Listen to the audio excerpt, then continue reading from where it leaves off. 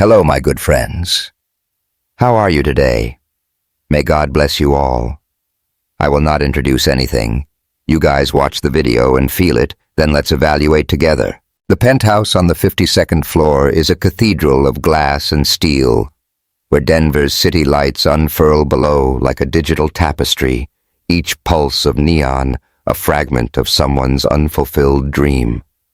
From this height, the world feels like a program I could debug, a sprawling algorithm of ambition, rivalry, and fleeting promises. But tonight, as I stand before the floor-to-ceiling windows bathed in artificial glow, the only thing staring back isn't the skyline. It's her eyes. They cut through the haze of memory, as vivid as the day I turned my back on them. Deep brown, flecked with gold, carrying a trust I betrayed and a pain I caused. I've tried to bury that photograph 1,000 times, stuffed it into drawers, hidden it in the pages of books I'll never open. But it always resurfaces.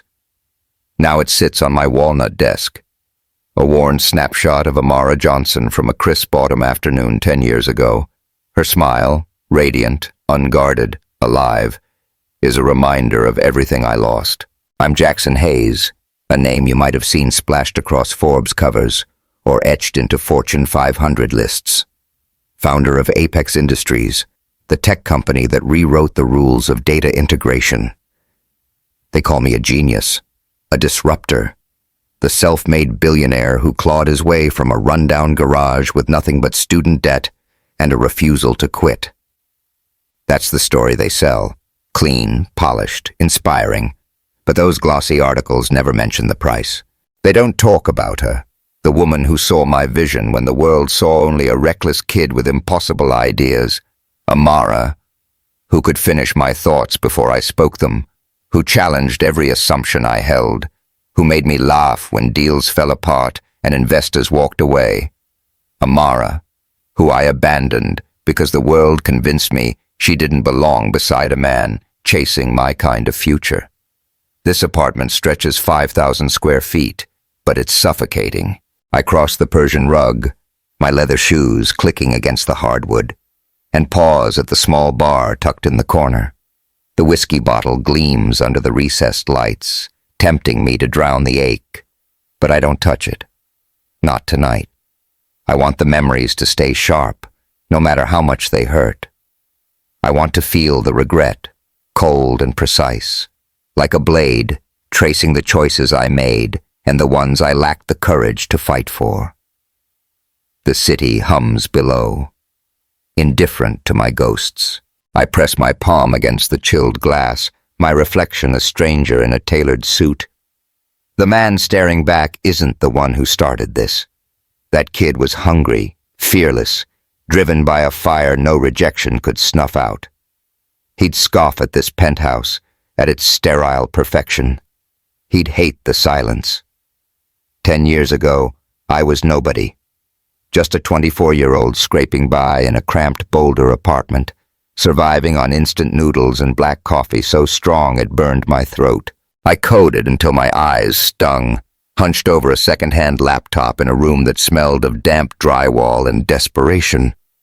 My father, a plumber with calloused hands and a heart bigger than his paycheck, warned me about chasing pipe dreams.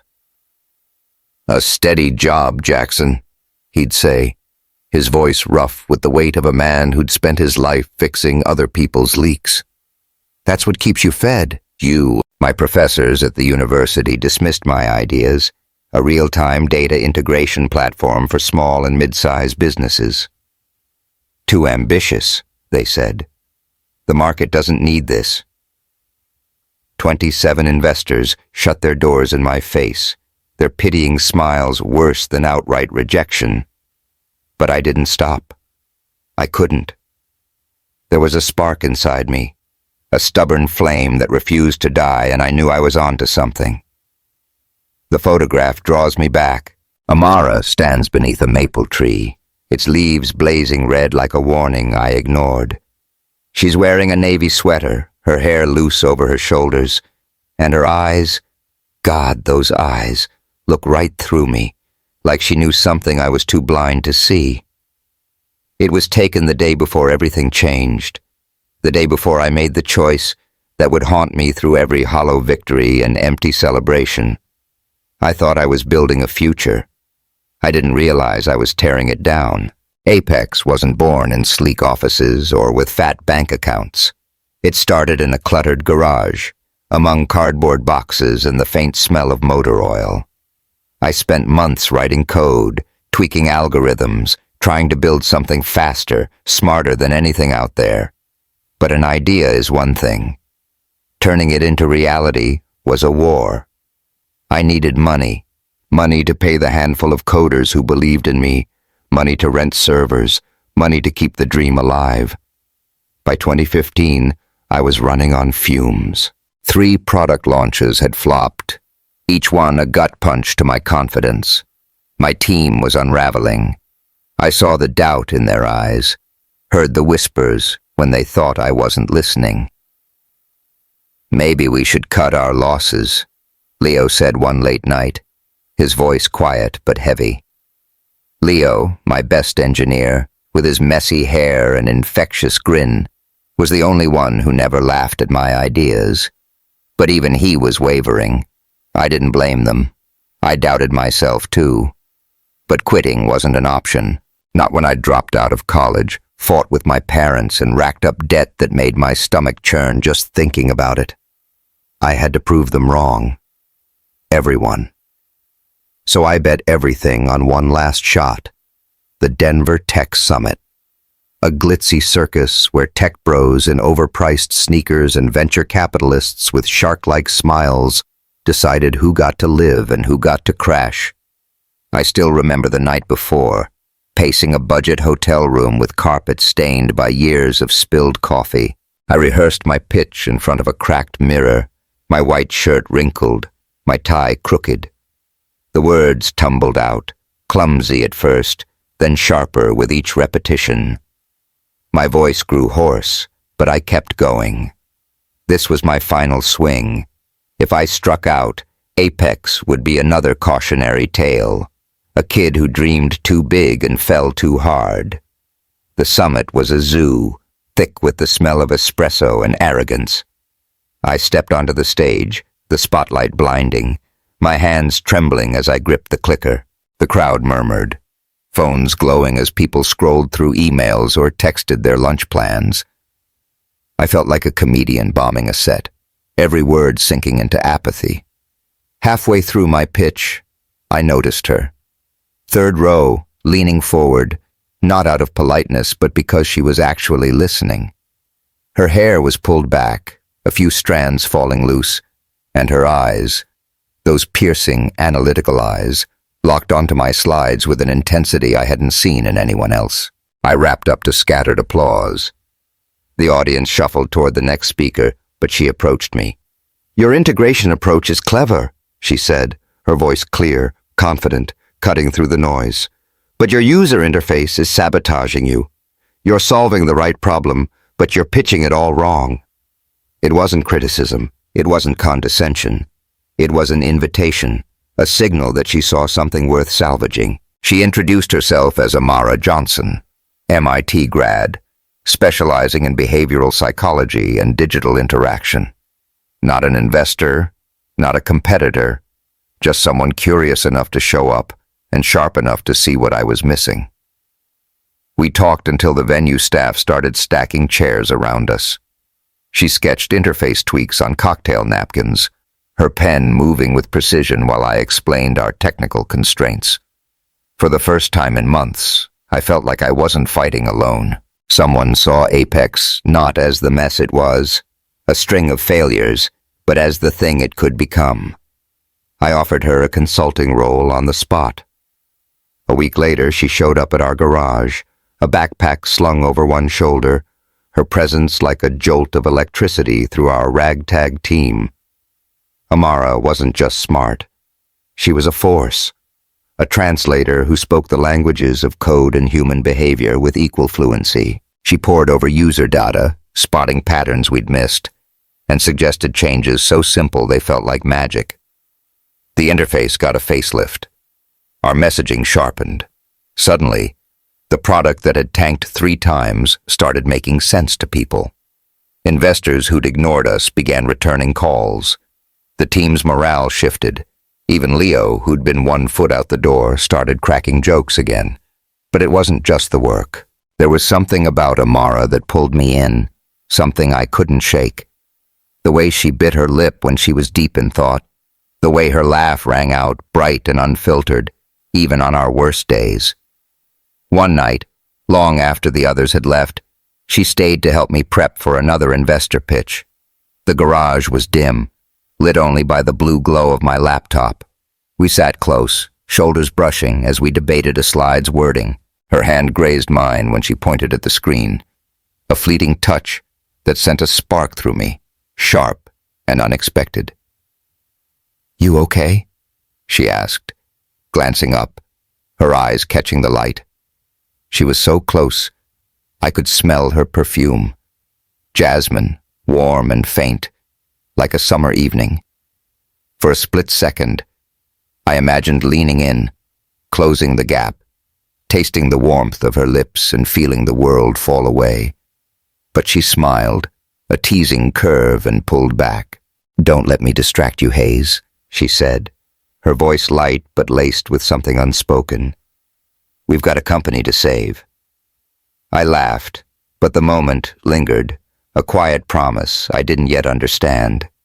It burned in me, brighter than the code on my screen, deeper than the dream I'd staked everything on. I didn't know then that the world had rules, unwritten, unyielding, about who a rising star could love.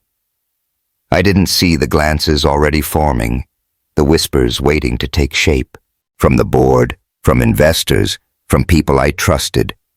They didn't say anything yet. They didn't have to. The next investor meeting was a breakthrough. Not a polite brush-off or a vague promise to follow up. Real excitement, the kind that comes with checkbooks. We celebrated at a dive bar with sticky floors and the best fried pickles in town. Amara sat across from me, sipping a beer, her guard down for once. When I dared her to try a pickle, her grimace, half disgust, half amusement, set the whole table roaring.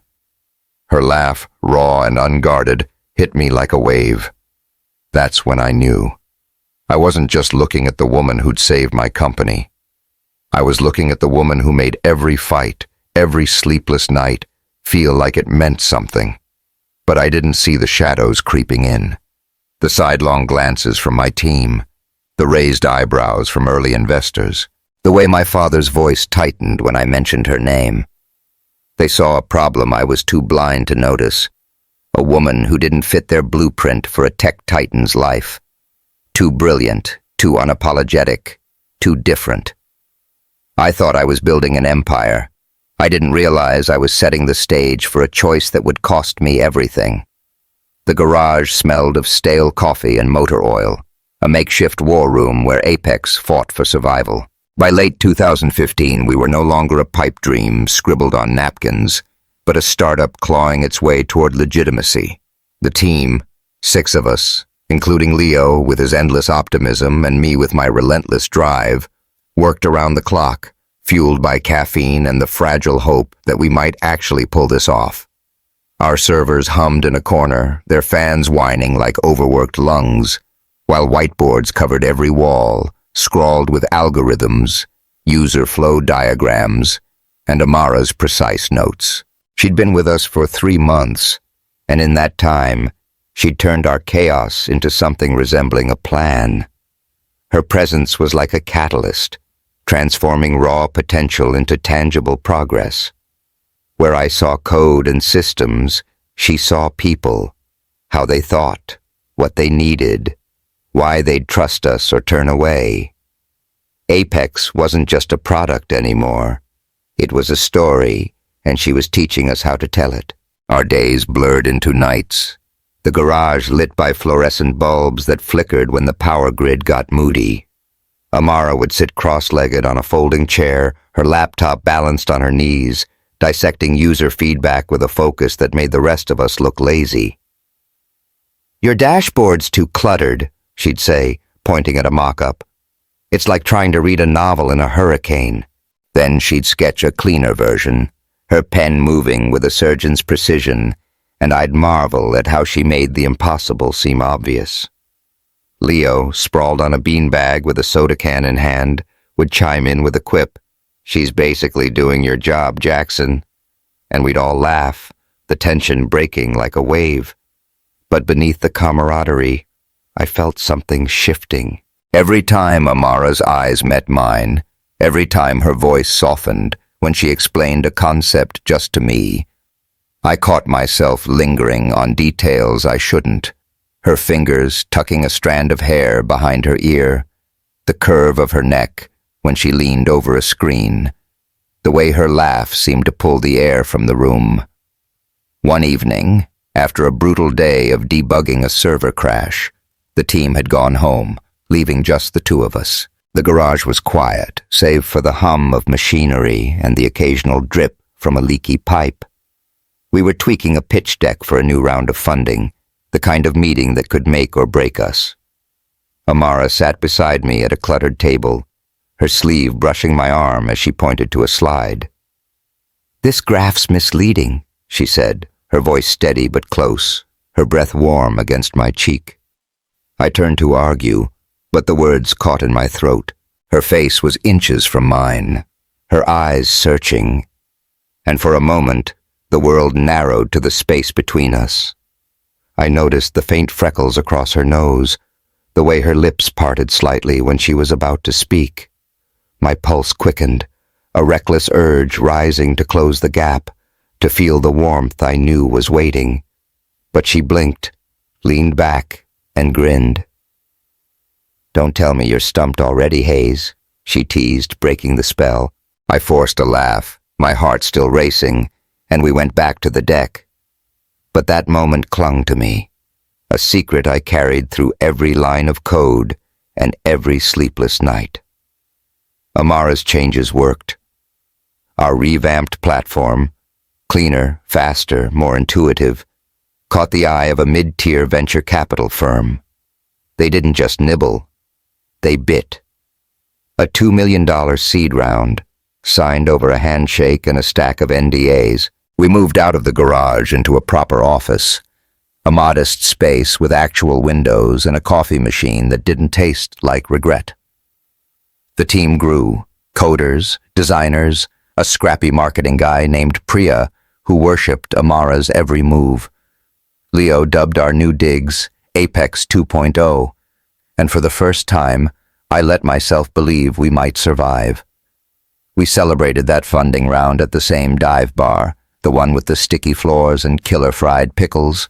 Amara wore a simple black top, her hair loose, and when she laughed at one of Leo's terrible puns, I couldn't look away. She caught me staring, raised an eyebrow, and tossed a pickle at me.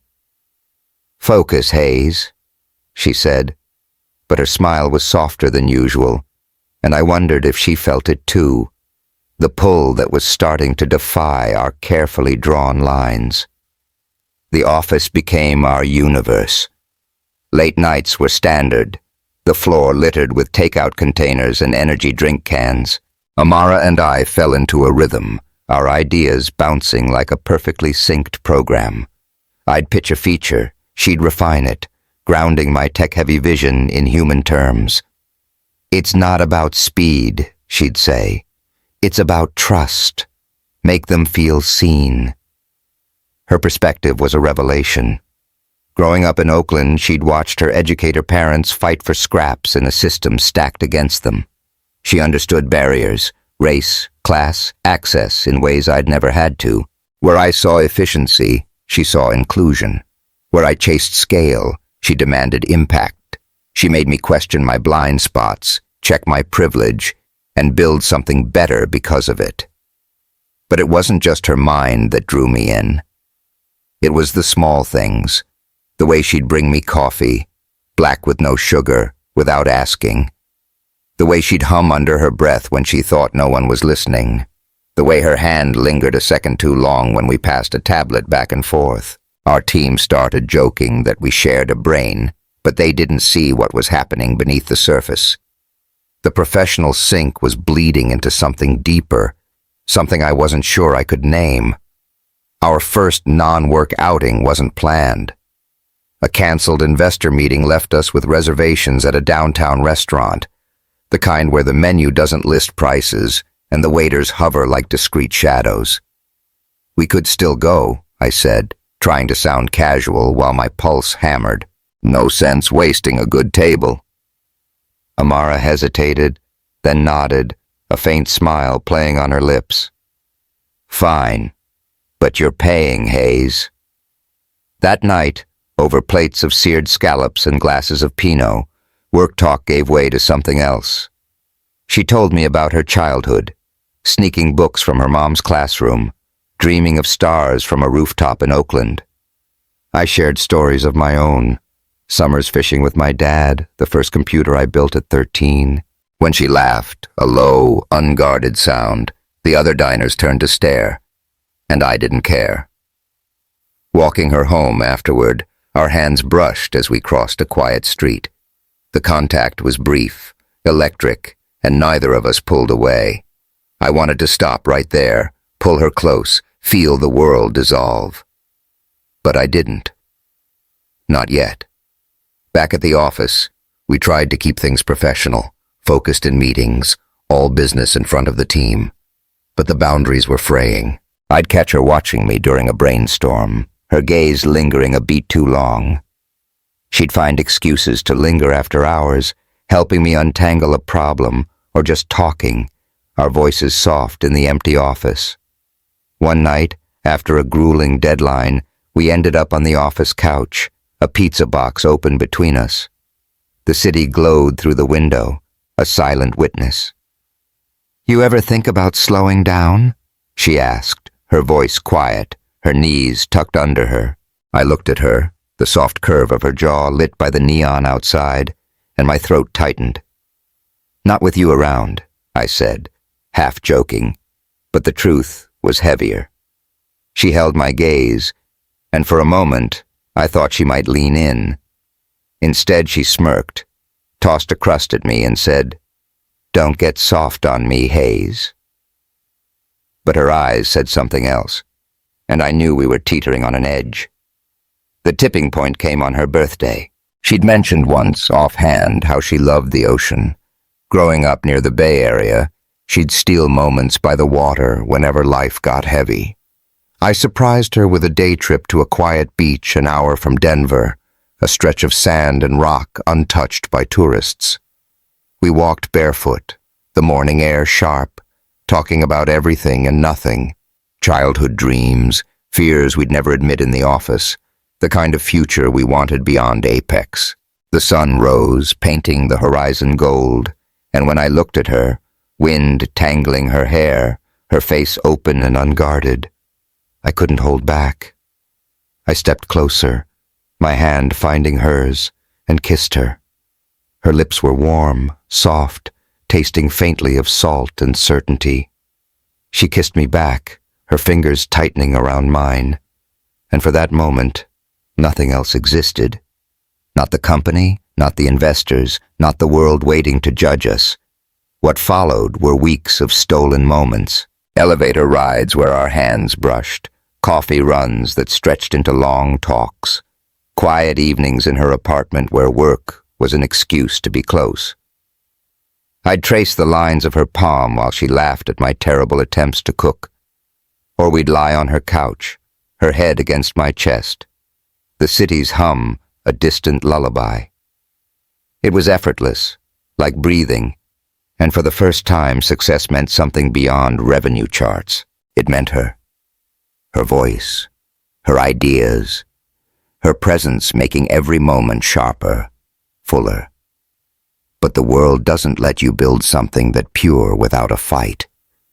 Apex was growing, and with growth came attention, intense, unforgiving. Our platform, now powering dozens of businesses, drew eyes from bigger players. The global tech investment group, a heavyweight with deep pockets, started circling, their tailored suits filling our conference room with promises of a $300 million deal. I should have been thrilled. This was validation, the kind I'd bled for. But I noticed the shifts, subtle at first. The way their reps glanced at Amara when she spoke, their smiles tightening. The way conversations paused when she entered, her ideas, once the backbone of our pitch, redirected or ignored.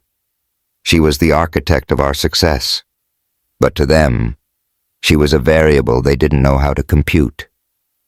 It started with whispers.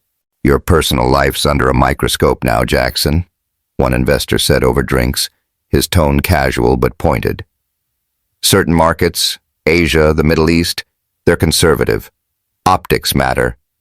No one said it outright. They didn't have to. The message was clear. Amara, with her brilliance, her Oakland roots, her unapologetic presence, was a risk. Not to the product, not to the numbers, to the story they wanted me to sell. My board echoed it in coded language. "Think about the brand," they'd say. "Global expansion's tricky." Even my father, who'd never cared about image, started asking questions. "You sure about rushing into something, son? You're so close to the top." I told myself it was just noise. Amara and I were untouchable. Our partnership, professional and personal, a machine no one could dismantle. But doubt is a slow poison. It seeped into late-night talks, into moments that should have been ours alone. I'd catch her watching me, searching for something I wasn't giving. "You're quiet lately," she said once, her voice soft but edged as we sat in her apartment, the TV flickering in the background. I brushed it off, blamed stress, but the truth was heavier. I was starting to wonder if they were right, if loving her openly would cost me everything I'd built. The night it broke, we were in my new apartment, a step up from the garage but still modest, the walls bare except for a single Apex poster. The global tech deal was days from closing, the pressure of vice around my chest. I tried to explain, carefully, stupidly, that maybe we should keep things quiet, just for a while, just until the ink dried. "It's not about us," I said, the words tasting like ash. "It's about the company." Her eyes darkened, not with anger, but with a clarity that gutted me. "I won't be hidden, Jackson," she said, her voice steady, deliberate. "Not for your investors, not for your board, not for anyone. I've spent my life proving I belong. I'm not going back." She asked me a question I couldn't answer. "Are you ashamed of me? Or just afraid of them?" My silence was louder than any lie I could have told. She left her key on the counter, her steps measured, dignified even in heartbreak. The door closed softly, but it echoed like a gunshot. I told myself I'd fix it later, that she'd understand once Apex was secure, once I'd proven myself. The deal closed a week later to champagne toasts and press releases calling me a visionary. No one mentioned the vision I'd abandoned. They didn't need to. I felt it every day, a hollowness no contract could fill. The air in the new Apex office carried a different weight by mid-2016. Gone was the scrappy chaos of the garage. In its place was a hum of purpose, a machine finally finding its rhythm. Our platform, now powering over 100 businesses, was no longer a gamble. It was a contender. The team had doubled, filling the open plan space with the clatter of keyboards and the buzz of ideas. Whiteboards lined the walls, dense with Amara's flowcharts and my sprawling code snippets, a testament to the partnership that had brought us here. We were on the cusp of something massive, the kind of breakthrough that could rewrite our future. But success, I was learning, doesn't just amplify your wins. It sharpens your flaws, exposes your blind spots, and invites scrutiny from those who'd rather see you falter than fly. Amara was the heart of our momentum. Her redesigns had made our platform intuitive, her insights into user behavior turning cold data into human connection. She'd walk the office with a quiet confidence, her voice cutting through the noise of brainstorming sessions with a clarity that silenced doubters. Priya, our marketing lead, trailed her like a disciple, scribbling notes during Amara's impromptu lessons on messaging. Even Leo, who'd seen us through the darkest days, admitted she was the glue holding us together. "You're lucky she didn't ditch us for Google," he'd say, half joking, his grin masking the truth we all felt. She was irreplaceable. But I saw more than her brilliance. I saw the way her eyes softened when she caught me watching her, the way her laugh could unravel the tightest knot of stress, the way her hand found mine under the table during late-night strategy sessions. Our relationship was no secret to the team. They'd tease us with knowing smirks, but we kept it contained, a private world we guarded fiercely. Those private moments were our sanctuary. After hours, when the office emptied, we'd linger, sharing takeout on the worn couch by the window. One night, as rain streaked the glass, she leaned against me, her head on my shoulder, her fingers tracing idle patterns on my wrist. The city's glow filtered through the storm, casting her face in soft light, and I felt a pull stronger than anything I'd known. I tilted her chin up, my thumb brushing her jaw, and kissed her, slow, deliberate, tasting the warmth of her lips and the faint tang of soy sauce from our dinner. She smiled against my mouth, her hands sliding to my chest, and for a moment, the world was just us, untouchable. "Your trouble, Hayes," she murmured, her voice low, teasing, but her eyes held a depth that made my heart ache. Those nights, tangled in each other's arms, talking until dawn about dreams bigger than Apex, were the closest I'd ever come to peace. But peace is fragile when you're climbing a ladder the world watches. The Global Tech Investment Group's interest had grown from a whisper to a roar. Their $300 million offer wasn't just funding, it was a ticket to the global stage, a chance to take Apex from a regional player to a household name. Their reps, all polished suits and calculated charm, filled our conference room with projections and promises. I should have been ecstatic. This was the validation I'd chased through every rejection, every sleepless night. But I couldn't ignore the undercurrent. When Amara spoke during those meetings, outlining the platform's accessibility features, her brainchild, their smiles grew tight, their nods perfunctory. They'd redirect questions to me, as if her voice was an inconvenience. She'd press on, unfazed, but I saw the flicker in her eyes, the one that said she'd faced this before. The whispers started small, cloaked in concern. "Your profile's about to explode, Jackson," Marcus Bennett, Global Tech's lead investor, said over a steak dinner, his fork poised midair. "A deal this big? Every move you make gets dissected, personal choices included." His tone was friendly, but his eyes were cold, measuring.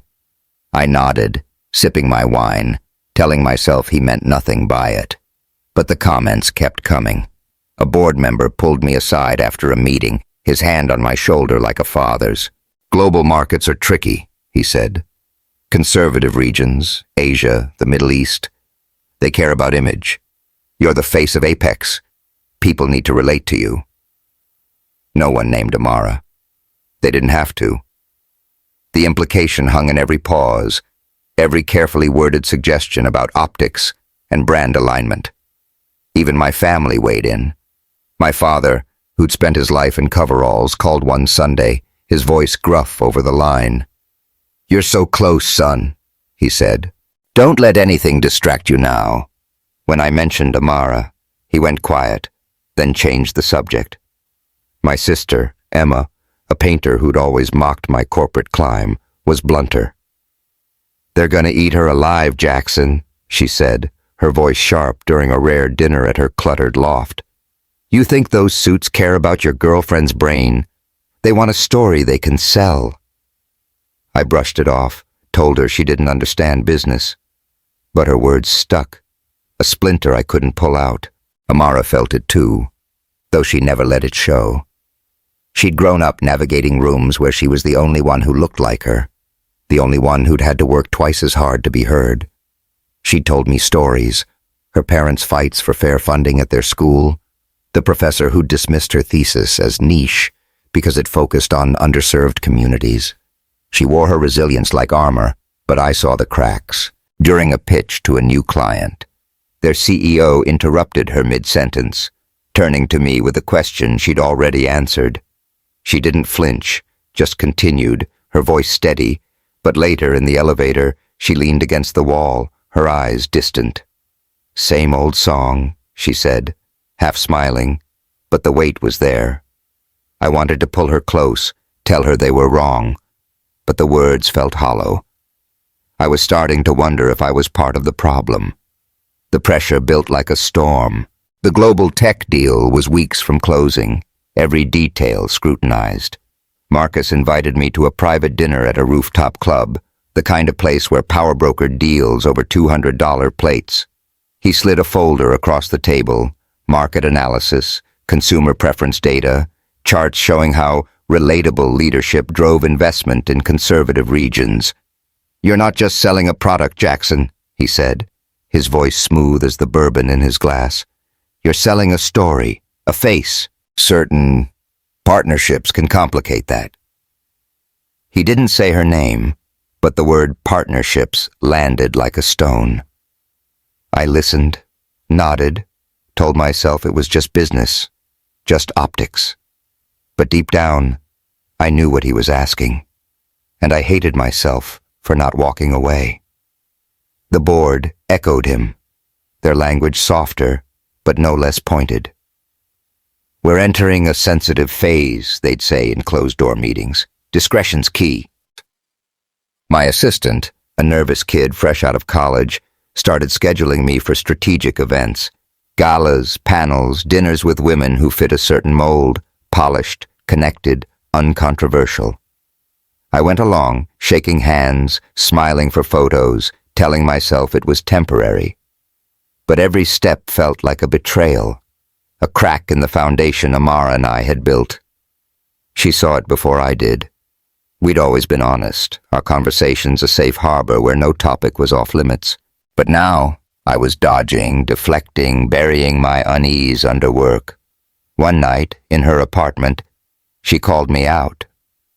We were on her couch, a half-empty bottle of wine between us, the TV droning in the background. She set her glass down, her movements deliberate. "You're pulling away," she said, her voice calm but piercing. "What's going on, Jackson?" I tried to laugh it off, blamed the deal, the stress, but she wasn't buying it.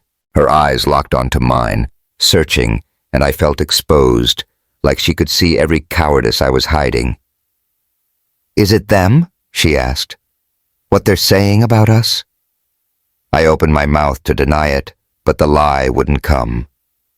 She deserved better than that. The argument happened a week later in my apartment. A step up from the garage, but still sparse, the walls bare except for a framed Apex logo. The global tech deal was days away, the pressure of vice around my chest. I'd spent the day in back-to-back meetings. Marcus's words looping in my head, the board's warnings a constant hum. Amara came over, her face tense, like she'd been carrying the same weight. We tried to keep it light, ordered Thai food, talked about anything but work. But the air was thick, the unspoken festering. Finally, I broke. "Maybe we should cool things off," I said, the words spilling out before I could stop them. "Just for a bit, until the deal's done." Her fork froze midair, her eyes narrowing. "Cool things off?" she repeated, her voice dangerously quiet.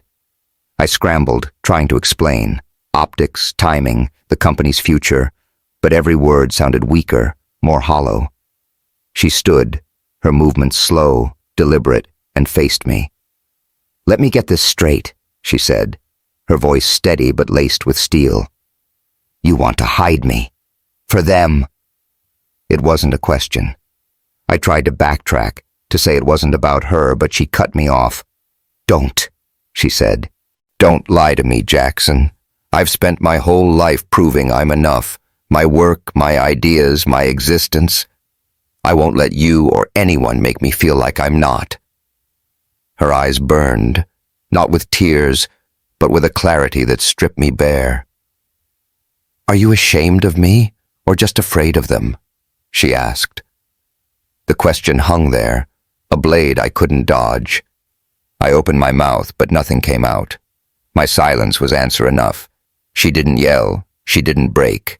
She walked to the counter, set her apartment key down with a soft clink, and looked at me one last time. "When you figure out what you value, let me know," she said. "But I won't wait." The door closed behind her, a quiet sound that hit harder than any slam. I stood there, the takeout growing cold, the room too big, too empty. I told myself it was temporary, that I'd fix it once the deal was signed, once Apex was safe. I told myself she'd understand, but even as I thought it, I knew I'd crossed a line I couldn't uncross. The deal closed 5 days later.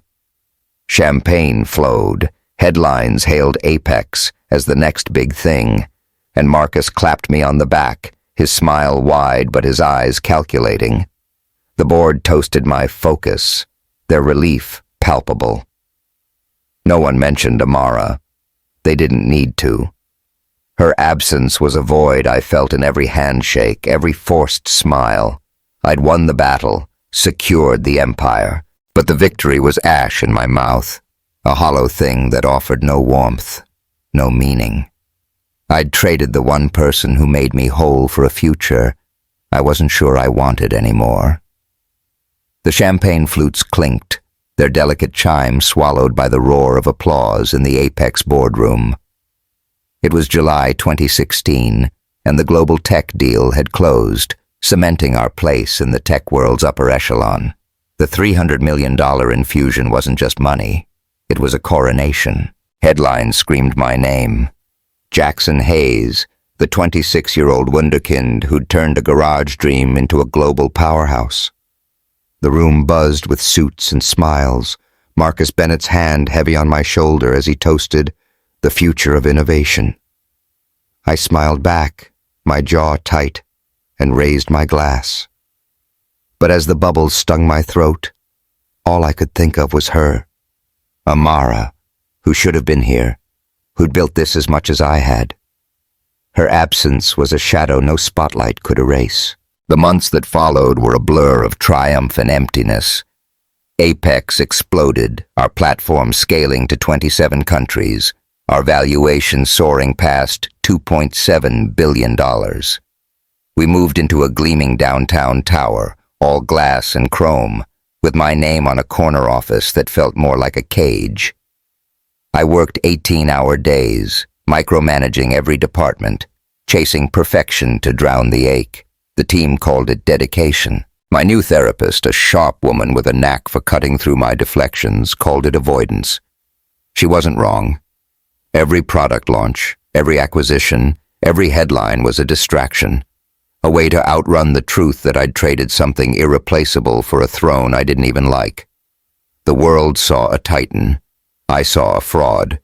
The penthouse I'd moved into, with its sprawling views and minimalist decor, was a monument to my success and my failure. I'd stand at the window, the city sprawling below, and feel nothing. The photograph of Amara sat on my desk, a silent accusation. I'd trace her smile with my thumb, remembering the way her laugh used to fill the silence, the way her ideas sparked mine into something better. I'd won, but at what cost? The question gnawed at me, louder with every empty night. I tried to move on. The board, thrilled with our trajectory, pushed me into a new kind of spotlight. Charity galas, industry panels, dinners with power brokers who wanted a piece of Apex. They'd introduce me to women who fit their blueprint, poised, pedigreed, polished to a fault. There was Claire, a venture capitalist's daughter with a laugh like breaking glass. Elena, a model whose smile never reached her eyes. Sophia, a tech heiress who talked in sound bites. Each date was a performance, a script I followed because it was expected. One night, at a rooftop fundraiser, Claire leaned close, her perfume sharp and expensive, her hand brushing my arm as she whispered about mutual opportunities. Her touch was calculated, practiced, and it left me cold. I excused myself, claiming a call, and stood by the railing, the city's pulse mocking my own. None of them were her. None of them saw me. Not the kid who'd coded through hunger, not the man who'd lost his way. The hollowness grew. A weight I carried through every meeting, every handshake. I'd walk the office halls, past Priya's desk where she churned out campaigns with Amara's old flair, past Leo's corner where he debugged code with a focus I envied. They'd stayed, loyal despite my choices, but I saw the questions in their eyes. "You good, man?" Leo asked once, his voice casual, but his gaze sharp, catching me staring at Amara's empty chair in the conference room. I nodded, muttered something about deadlines, but he didn't push. He didn't need to. Priya was less subtle. "You ever think about calling her?" she asked one evening, her arms crossed, her tone halfway between pity and frustration. I shrugged, said it was complicated, and changed the subject. But her words lingered, a reminder of the life I'd walked away from. The board loved the new me, or the version I played for them. Marcus called it growing into the role, his congratulations laced with approval that I'd molded myself into their vision, unthreatening, marketable, alone. I attended their events, smiled for their cameras, let them parade me as the face of Apex's empire. But every step felt like sinking deeper into a lie. I'd sit in strategy sessions, surrounded by voices debating margins and markets, and feel like a stranger in my own company. The platform Amara had shaped, accessible, human, was being polished into something colder, shinier, a product for profit over purpose. I didn't fight it. I didn't have the strength. I tried to fill the void elsewhere. I bought a sleek sports car I rarely drove, a vacation home I never visited, art I didn't understand. I poured money into startups, hoping their hunger would spark something in me. Nothing worked. The panic attacks started small, a tightness in my chest during a board meeting, a racing pulse at a gala. But they grew, relentless. My therapist prescribed breathing exercises, urged me to confront the root, but I wasn't ready. Not yet. Instead, I worked harder, slept less, pushed until my body screamed for mercy. I was running, from her, from myself, from the truth I couldn't face. The world kept spinning. Apex thrived, its logo plastered across trade shows and billboards. I gave keynote speeches to packed auditoriums, my voice steady even as my hands shook. The audience saw a visionary. I saw a man playing a part. I'd scan the crowds, half hoping, half dreading I'd see her. Amara, with her fierce gaze and unshakable presence. She'd moved on, I told myself. She was too strong to wait, too brilliant to linger. But the thought of her thriving without me, building something meaningful while I chased shadows, was a knife I couldn't pull out. Then I saw her. It was a charity gala, one of those glittering nights where wealth masqueraded as generosity. I was halfway through a conversation with a senator when I spotted her across the ballroom, radiant in a deep blue dress that caught the light like a midnight sea. She was laughing, surrounded by tech executives, her poise effortless, her energy magnetic. My breath caught, the room tilting. 3 years had passed, but she was more beautiful, more assured, as if time had carved her into something even stronger. I learned later she'd founded Johnson Innovation Labs, a company focused on accessibility tech for underserved communities. While I'd been building an empire, she'd been building a legacy. Our eyes met, just for a second, across the crowded room. No drama, no confrontation, just a small nod, her expression unreadable before she turned back to her group. That nod hit harder than any words could have. It wasn't anger or pain, it was indifference, the kind that comes when someone has rebuilt themselves without you. I stood there, the senator's voice fading to static, my glass heavy in my hand. She didn't need me anymore. She never had. That night, back in the penthouse, I poured a whiskey I didn't drink and sat at my desk, the photograph of Amara staring back. The city's glow bled through the windows, a restless hum that matched the chaos in my chest. I'd spent 3 years chasing a version of success that left me empty, surrounding myself with people who saw my title, not my soul. I'd let their rules, their optics, their expectations define me. And for what? A valuation with too many zeros? A life that felt like a performance? I thought of Leo, who'd left Apex a month earlier to start a family, his goodbye tinged with a warning. Don't let this place eat you, man. I thought of Priya, who still wore Amara's influence like a badge, her campaigns echoing ideas I'd abandoned. I thought of Emma, my sister, who'd texted me last week. You're not happy? Call her. They saw what I couldn't, that I was drowning in a life I'd chosen for all the wrong reasons. The panic attacks were worse now, waking me at 3 a.m. with a vice around my lungs. I'd stumble to the bathroom, splash cold water on my face, and avoid my reflection. I didn't recognize the man looking back, hollow-eyed, stretched thin, a ghost of the kid who'd coded through hunger and hope. My therapist's words echoed, "You're running from something you can't outrun." She was right, but admitting it meant facing the truth, that I'd betrayed the one person who'd seen me, who'd loved me, not for what I could build, but for who I was. I pulled out my phone, scrolled to Amara's name, my thumb hovering over the call button. I wanted to say I was sorry, that I'd been wrong, that I'd give it all up if she'd just talked to me. But the words felt too small, too late. I typed a message instead. I made a mistake, the biggest of my life, and stared at it, my heart pounding.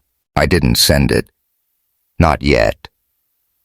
I wasn't sure I deserved her forgiveness or even her attention, but the act of writing it cracked something open, a sliver of clarity in the fog. I'd built an empire on compromise, on fear, and it was crumbling under its own weight. The city hummed below, indifferent to my reckoning. I set the phone down, my eyes falling to the photograph. Her smile was still there, frozen in time, a reminder of what I'd lost and what I might still fight for. I didn't know if I could fix it, if I could rebuild what I'd broken. But for the first time in 3 years, I wanted to try. Not for Apex, not for the board, not for the world. For me. For her. For the man I'd forgotten how to be. The penthouse was too quiet, the kind of silence that amplifies every doubt, every regret. It was late September 2019, and I stood at the window, the Denver skyline a restless sprawl of light below. The photograph of Amara sat on my desk, its edges worn from years of handling, her smile a beacon I didn't deserve, but couldn't let go. That night at the gala, her nod, brief, detached, had shattered something in me. Not her anger, not her pain, but her indifference. She'd moved on, built a life without me, while I'd spent 3 years chasing a hollow version of success. I typed that message to her. I made a mistake, the biggest of my life, but hadn't sent it. My thumb hovered over the screen, my heart pounding, until I finally pressed send. The words felt small, inadequate, but they were a start. I didn't expect a reply. I didn't deserve one. But I needed her to know. 3 days later, my phone buzzed. Coffee. Thursday, 2 p.m. An address followed, a small cafe in Oakland, her turf, her terms. I stared at the message, a mix of relief and dread twisting in my gut. She hadn't forgiven me. She hadn't even said she wanted to talk, but she was giving me a chance, and I'd be damned if I wasted it. I spent the next 2 days rehearsing what I'd say, pacing the penthouse, the city's hum a distant echo. I wanted to tell her I was sorry, that I'd been a coward, that I'd trade every dollar, every headline to undo the hurt I'd caused. But words were cheap. I'd learned that the hard way. If I wanted her trust, I'd have to earn it, step by painful step. The cafe was nothing like the sterile upscale spots I'd grown used to. Tucked in a vibrant Oakland neighborhood, it was a patchwork of local art, mismatched furniture, and the warm smell of roasted beans. Amara was already there, sitting by a window, a notebook open in front of her. She wore a simple sweater, her hair pulled back, but there was a quiet strength in her posture, a self-assurance that hadn't been there before. She'd built something, Johnson Innovation Labs, a company that was changing lives while I'd been chasing stock prices. I approached, my throat tight, and she looked up, her eyes steady, unreadable. "You're early," she said, her voice neutral but not cold. I nodded, sliding into the seat across from her, my hands fidgeting with the edge of the table. "Didn't want to keep you waiting," I said, and she raised an eyebrow, a flicker of her old humor breaking through. The conversation wasn't easy. There was no tearful reunion, no Hollywood rush into each other's arms. She asked why I'd reached out, her tone direct, and I told her the truth, or as much of it as I could manage. I told her about the gala, how seeing her had forced me to face what I'd lost. I told her about the emptiness, the panic attacks that woke me at dawn, the realization that I'd built an empire on compromise and cowardice. I didn't mention the hospital visit, not yet. That minor heart attack, a warning shot from years of stress, was too raw, too easy to use as a plea for sympathy. Instead, I said, "I was wrong. About you, about us, about what matters. I don't expect you to forgive me. I just needed you to know I see it now." She listened, her face calm but guarded, her fingers tracing the rim of her coffee cup. When she spoke, her words were measured. "You hurt me, Jackson," she said, "not just by choosing them, but by letting me believe you wouldn't." I nodded, the weight of her truth heavier than any boardroom deal. She didn't offer absolution, and I didn't ask for it. Instead, she talked about her work, accessibility tech for communities the industry ignored, solutions that empowered instead of exploited. Her voice lit up, the same passion I'd fallen for years ago, but sharper now, tempered by purpose. She'd channeled her pain into creation, refusing to let my betrayal, or anyone's, define her. I listened, awed, humbled, seeing the woman she'd become without me.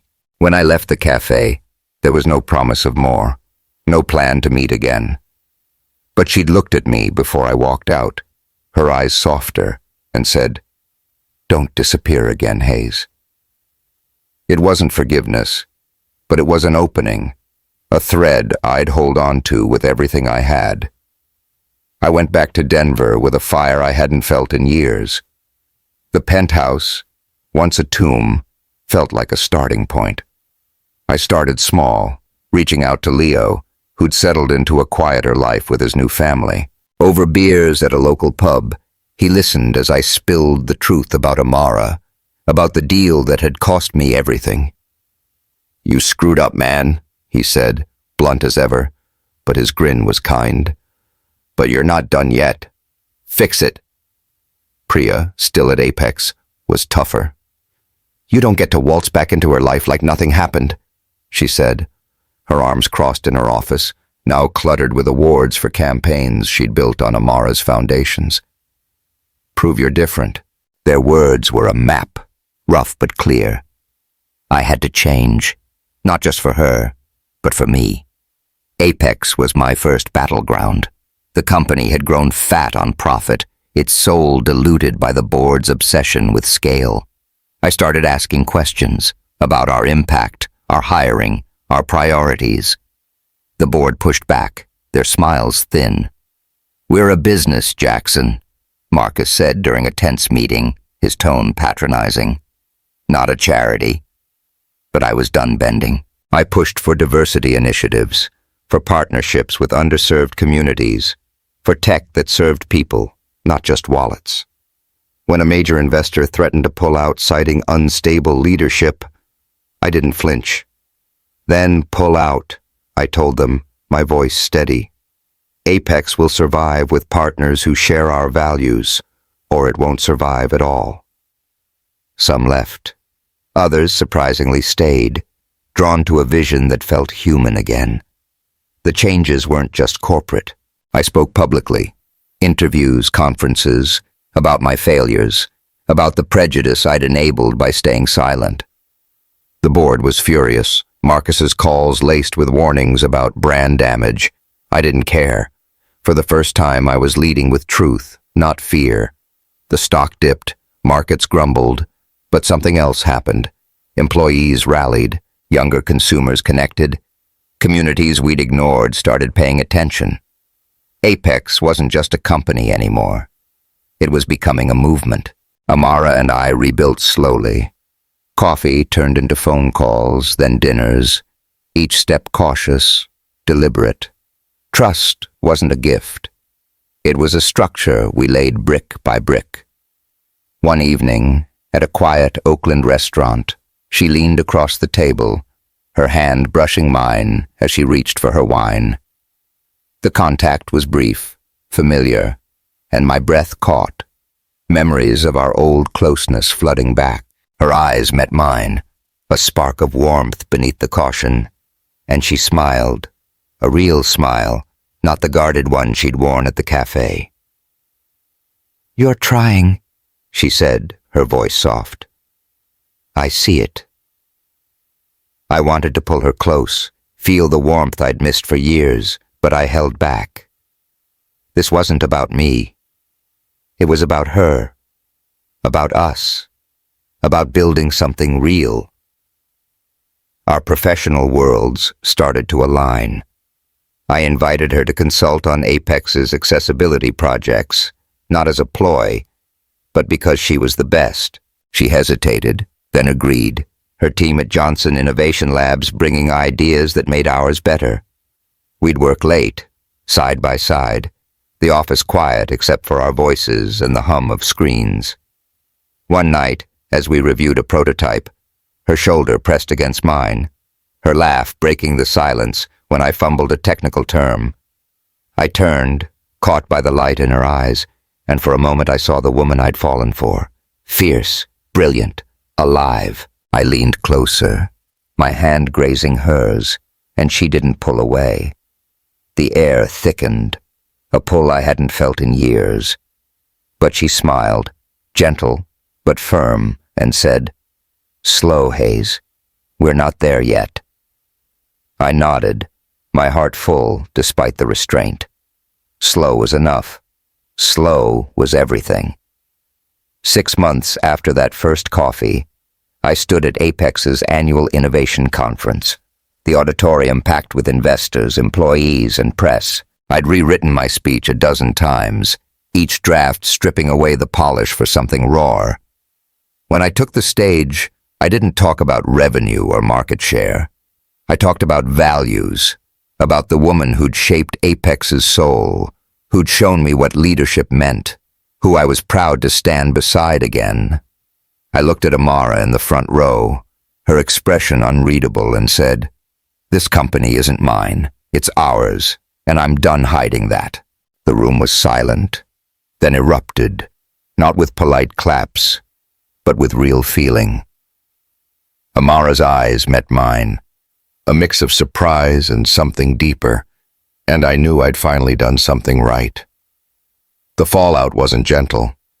The stock wobbled, conservative markets grumbled, and Marcus sent a scathing email about reckless transparency. But the response was bigger than the noise. Employees shared their stories online. Customers praised our shift. And new partners, ones who valued truth over tradition, reached out. Amara and I faced the backlash together, her hand in mine during tense board calls, her voice steady when mine wavered. We weren't perfect, but we were honest, and that was a start. One night, after a long day of meetings, we ended up at her apartment, the Oakland skyline glittering through her window. We cooked dinner, badly, laughing as the sauce splattered, and sat on her couch, the space between us smaller than it had been in years. She leaned against me, her head on my chest, and I felt her heartbeat, steady, real. My fingers traced her arm, the warmth of her skin a reminder of what I'd almost lost. I kissed her forehead, soft, tentative, and she looked up, her eyes searching but open.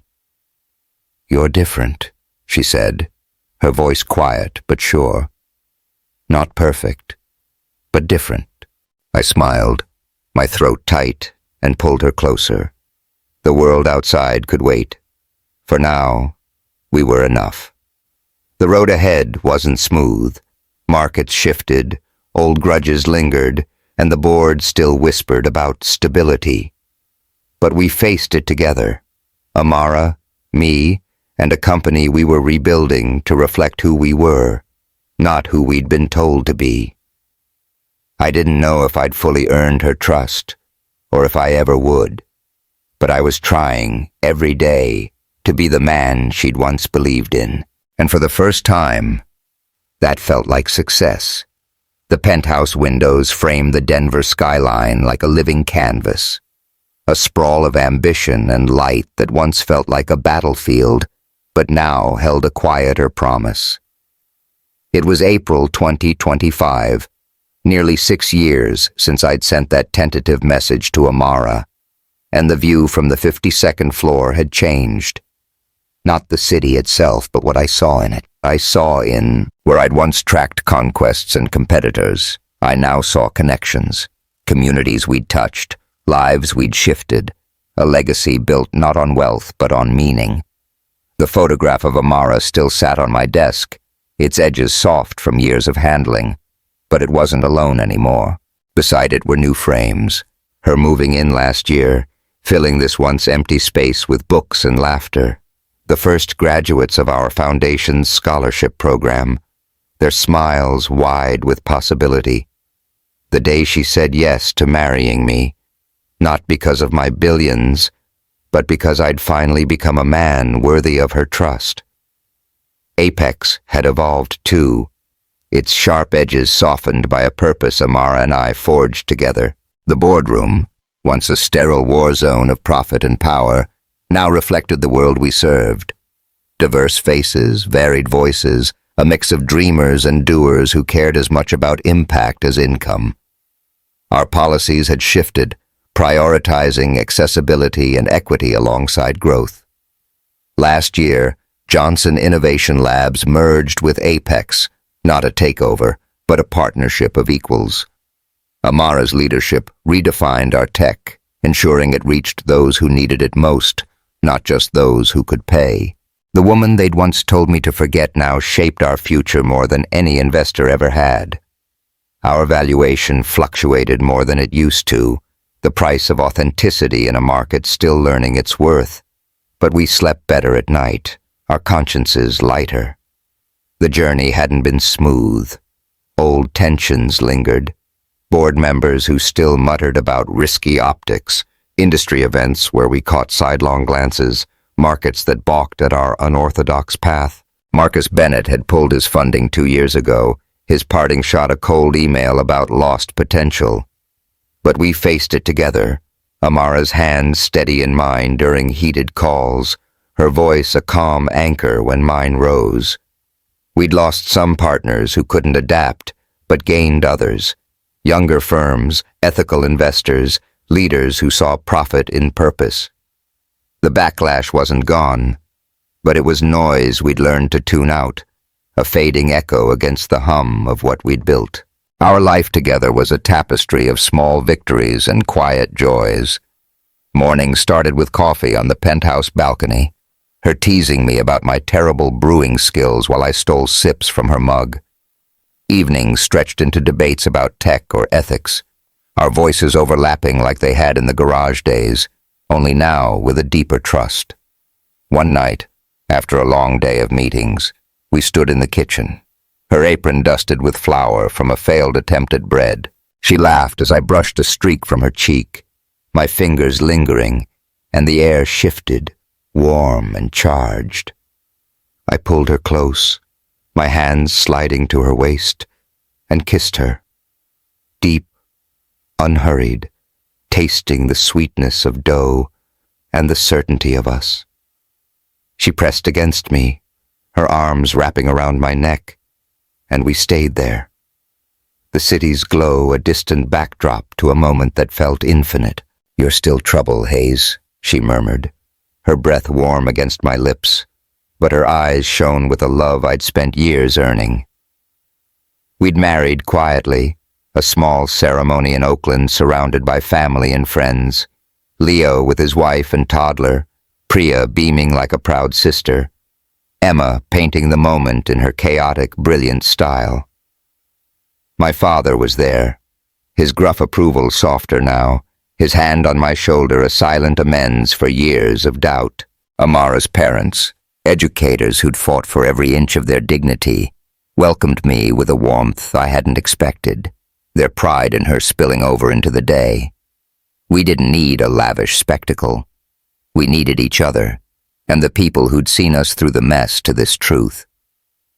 Apex's annual conference had become our ritual, a stage not just for business, but for honesty.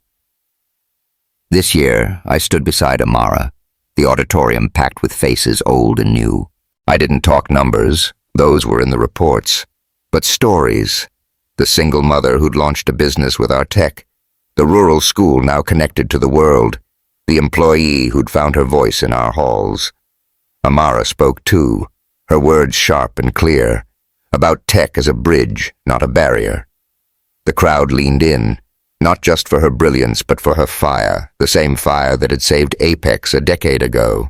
When I took her hand at the end, the applause wasn't polite. It was alive, a roar of recognition for what we'd built together. The world didn't always agree. Some markets still flinched at our openness, some investors clung to old rules. But the tide was turning. Younger generations, employees, customers, partners, valued transparency over tradition, authenticity over polish. Our story rippled outward, letters and messages pouring in from people facing their own crossroads. A coder hiding his identity to fit in, a founder pressured to ditch her values, a couple told their love didn't match the brand. They saw themselves in us, in our mistakes and our fight, and that was worth more than any stock ticker.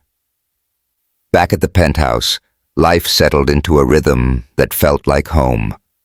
Amara's books lined the shelves, her sketches of new prototypes scattered across the table. We'd sit there, late into the night, her head bent over a design while I reviewed code, our silence comfortable, companionable. Sometimes she'd catch me watching, her smile teasing, and she'd climb into my lap, her arms around my neck, her lips brushing mine in a kiss that still sent a jolt through me. "Focus, Hayes," she'd say. But she'd stay there, her warmth a tether to the man I'd become. Those moments, simple, unguarded, were my truest wealth, a currency no market could measure. We'd started a foundation together, funding scholarships for kids like the ones Amara had been, bright, overlooked, hungry for a chance. The first recipients graduated last month, their caps tossed high, their families cheering. One girl, a coder with Amara's fire, hugged me after the ceremony, her voice thick. "You gave me this," she said. I shook my head, pointed to Amara. She did. It was true. Everything good in my life traced back to her. The woman who'd seen me when I was nothing, who'd held me to a standard I'd almost forgotten. The past didn't vanish. There were nights I'd wake, the old panic clawing at my chest, the memory of losing her sharp and real. She'd feel it, her hand finding mine in the dark, her voice soft.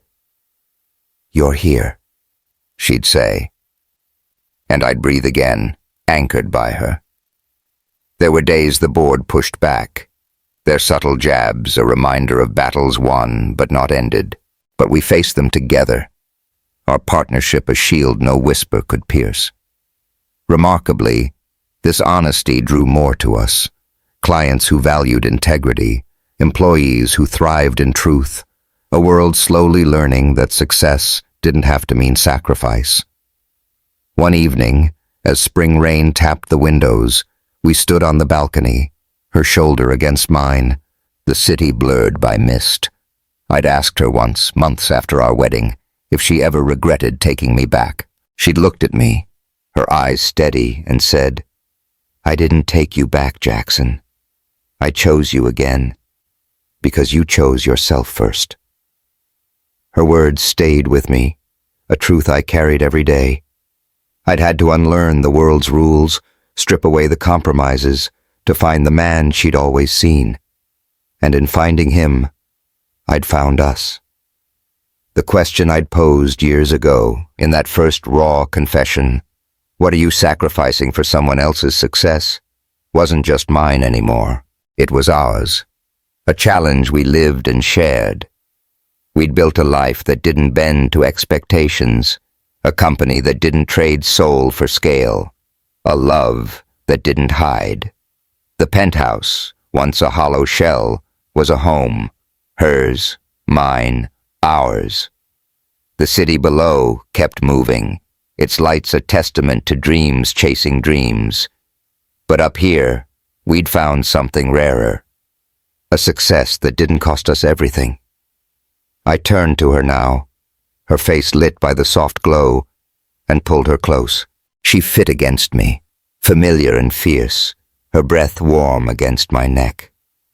"Worth it?" I asked, my voice low. She smiled, that radiant, unguarded smile I'd spent a lifetime earning, and nodded. Every second. The rain fell, the world turned, and for once, I wasn't running. I was exactly where I was meant to be,